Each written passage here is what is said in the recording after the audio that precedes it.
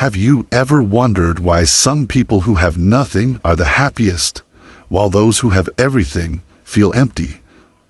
Today's story is about Elias, a wealthy merchant consumed by greed, and a mysterious silver mirror in a hidden cave that turned a tragedy into a miracle.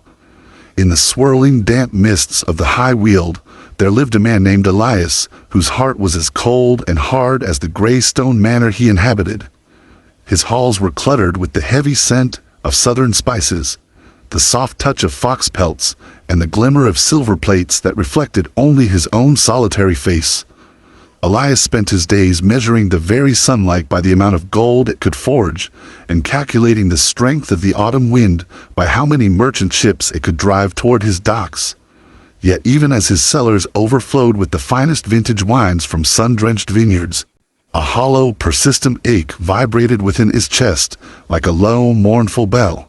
He draped himself in the finest silks known to man, but no fabric could warm the shivering void that grew larger with every coin we added to his iron-bound chests.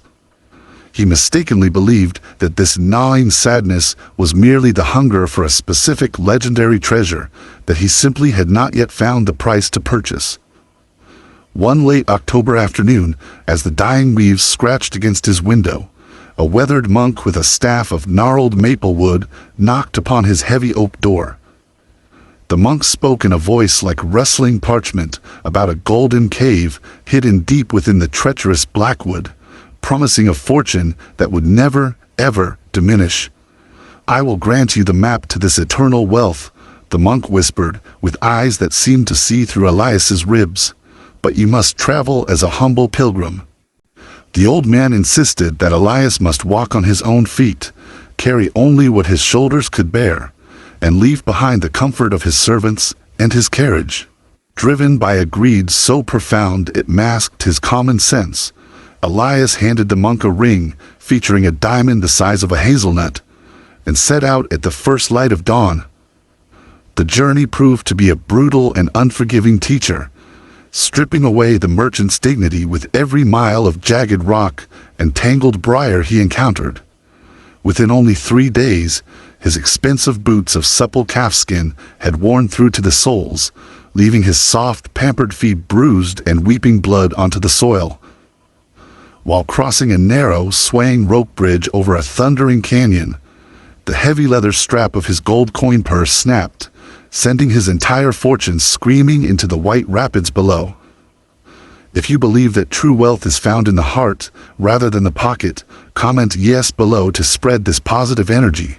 Standing on the edge of that precipice, Elias realized with a jolt of terror that for the first time in his life, he was a man of absolutely no material value. Shivering and hollowed out by hunger, he eventually stumbled upon a small, smoke-stained hut belonging to a poor charcoal burner and his weary family. They possessed nothing but a thin, watery gruel and a single crust of charred black bread, yet they insisted on pulling Elias toward the flickering glow of their hearth. As the children laughed over a simple game of stacking river stones, and the mother hummed a melody as sweet and thick as wild honey, a strange warmth thawed Elias's frozen soul. He realized that in all his years of commerce, he had never truly listened to the cadence of the song, or felt the simple, profound safety of a shared fire. That night, lying on a bed of dry straw, he watched the stars through the cracks in the roof and found them more brilliant than any emerald he had ever locked in a vault. Have you ever felt lost in your pursuit of success? Type 1 if you are currently searching for your true path in this life. When he finally reached the coordinates of the secret cave, he did not find mountains of gold or piles of shimmering jewels waiting for him in the dark. Instead, nestled within a hollow of soft green moss, stood a towering mirror framed in tarnished silver that seemed to pulse with a light of its own. As Elias stepped forward to view his reflection, he did not see the powerful, arrogant merchant who had commanded fleets and dictated the markets of the north. He saw a man with eyes hollowed by a long-forgotten grief, a mouth that had rusted shut from a lack of laughter, and a spirit as gray and lifeless as spent ash. The mirror showed him the truth. For 40 years, he had been meticulously decorating the walls of his own cage, instead of actually living a human life. The monk stepped out from the deep shadows of the cavern, his wooden staff tapping softly against the stone floor like a heartbeat. The gold you watched drown in the river was nothing but heavy metal that anchored your soul to the mud, the old man said with a gentle, piercing smile.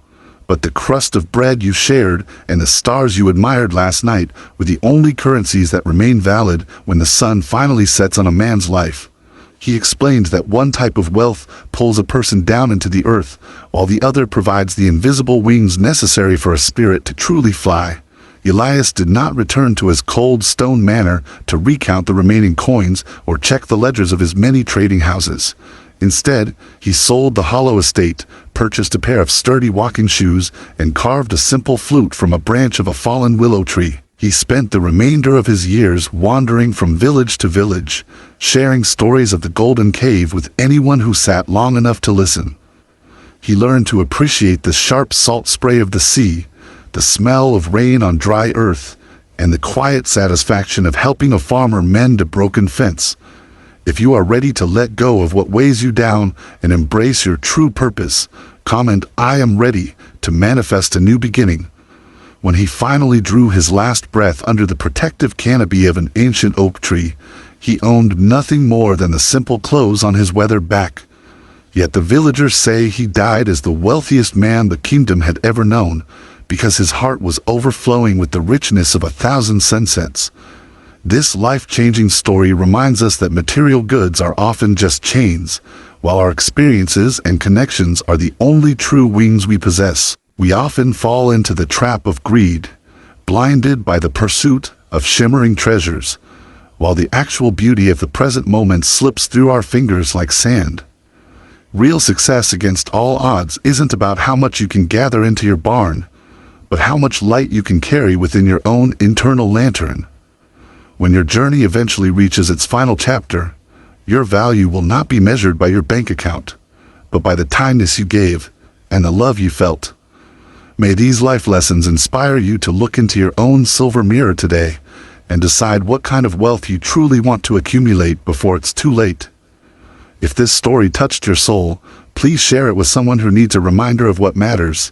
And don't forget to subscribe for more inspirational life stories.